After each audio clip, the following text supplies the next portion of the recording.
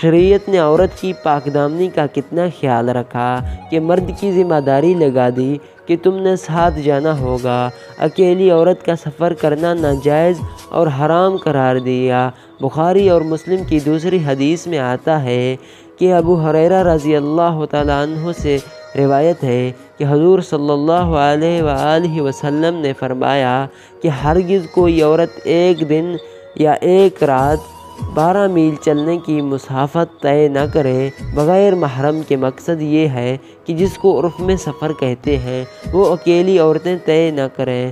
چھوٹے سے چھوٹا سفر 12 میل بغیر محرم کے سفر نہ کرے، خصوصاً فتنہ کے زمانہ میں، کیونکہ تاکیدی نہیں ہے۔ البتہ 12 اور 48 میل میں 48 میل تک نابالغ، محرم اور دوسری عورتوں کے ساتھ بھی سفر کیا جا سکتا ہے، اور 48 میل یا اس سے زائد سفر بغیر بالغ